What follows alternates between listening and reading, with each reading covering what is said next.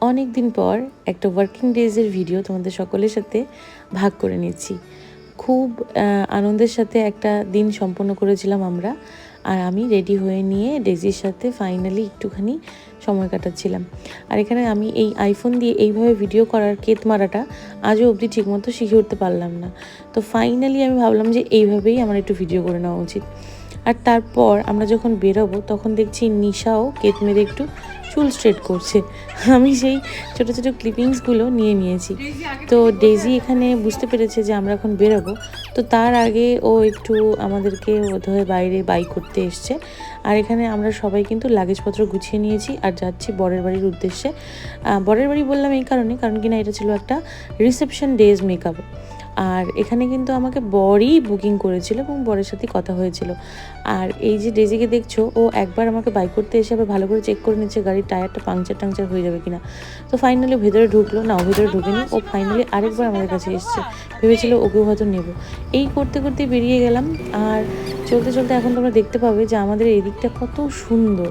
যাচ্ছিলাম বুড়াগঞ্জ, আর আমি প্রথমবার এই দিকটা এসছি। এত সুন্দর ভিউ যে আমি এই ভিডিও ক্লিপিংসগুলো না নিয়ে পারিনি আর তোমাদের সাথে শেয়ার না করেও পারলাম না। ভীষণ ভালো লাগছিল গ্রামের এই মেঠো পথেরা। দেখো এখানে একটা আস্ত মানে ফরেস্টে আগুন লেগে গিয়েছিল, কী অবস্থা, চারিদিক লাল হয়েছিল। দেখে আমার এত কষ্ট হলো। তোমরা সকলে জানো আমি গাছপালার সাথে কতটা অ্যাটাচমেন্ট ফিল করি। সেখানে এরকমভাবে গাছে আগুন লেগে যাওয়াতে আমি ভীষণ মর্মাহত হয়েছিলাম। তো ফাইনালি এবার বরের বাড়ির দিকে পৌঁছানোর কথা, কিন্তু একটা সমস্যা হয়েছিল যে আমরা যে রাস্তা দিয়ে বরের বাড়ি সেই অবধি গিয়ে আমাদেরকে আবার ব্যাক করতে হচ্ছিলো শুধুমাত্র লোকেশন ভুল জানার কারণে। তখন মনে হচ্ছিলো আলাদিন যদি প্রদীপ না নিয়ে এসে নিজেই চলে আসতো আর আমাদেরকে ঠিক জায়গা মতো ছেড়ে দিয়ে আসতো, কী মজাই না হতো। এসব ভাবতে ভাবতে ফাইনালি আমরা পরের বাড়ি পৌঁছলাম। তার আগে 3 কিলোমিটার এদিক ওদিক ঘুরেছি, কিন্তু সেইগুলো আর ক্লিপিংস নিই, কারণ তখন মাথার মধ্যে শুধু এটাই চলছিল কখন আমরা বরের বাড়িতে গিয়ে পৌঁছবো। আর এখানে দেখো গ্রামের দিকের বাড়িগুলো কি সুন্দর না, চারিদিক দিয়ে এরকম ঘর, মাঝখানে উঠোন, পাকা হলেও চারপাশটা বেশ সুন্দর। এবার ভিতরে ঢুকলাম। এবার কচি কাচারা তো আনন্দে মশগুল, তাদের ঘরে নতুন বউ এসছে এবং তাকে সাজাতে আমরা গিয়েছি। ওরা ভাবছে কী না বিষয়টা, কী না মানে কত না ব্যাপারটা এক্সাইটিং। আর পৌঁছে লাস্টে আমরা হয়রান হয়ে গিয়েছিলাম বলে নিশা একটু জল খেয়ে নিচ্ছিল, আর আমি এখানে বউকে পেয়ে সাজানো শুরু করলাম। বউয়ের বিশেষ কিছু রিকোয়ারমেন্ট না থাকলেও দুটো রিকোয়ারমেন্ট ছিল। এক, ওকে দেখতে লক্ষ্মী ঠাকুরের মতো লাগতে হবে। 2, ওর চুল কিন্তু ওপেন কার্লস করতে হবে। আর এই যে এখন দিদিকে দেখছো, এই দিদির কাছে আমি থ্যাঙ্কফুল, কারণ তিনি আমার কাজ ফেসবুকে দেখে পছন্দ করে ওনার দেওরকে আমাকে বুকিং করতে বলেছিল, এবং সেই জন্যই ওনার দেওর কিন্তু আমাকে বুক করেছিল। আর দিদি এখানে পার্টি মেকআপ করছিল।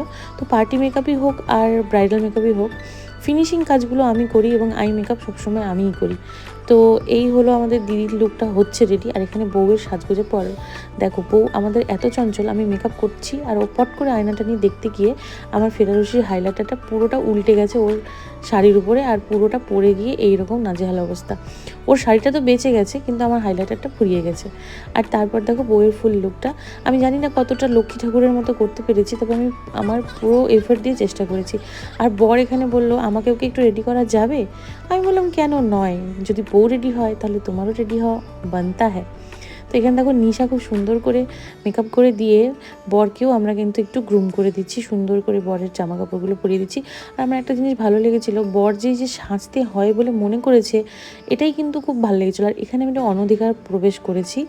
এটা আমরা ওয়াশরুমে না, আমরা বেসিনে হাত ধুতে গিয়ে এখানে দেখলাম ওদের রান্নাঘরটা। আমার না রাজবংশী সম্প্রদায়ের কালচারটা ভীষণ ভালো লাগে, যে ওদের কি সুন্দর গ্যাস, আবার মানে কী বলে উনুন, দুটো একই ঘরে কি সুন্দরভাবে অর্গানাইজ করা থাকে। এই জিনিসগুলো আমি রাজবংশী সম্প্রদায়ের বাড়িতে গেলেই কিন্তু পাই।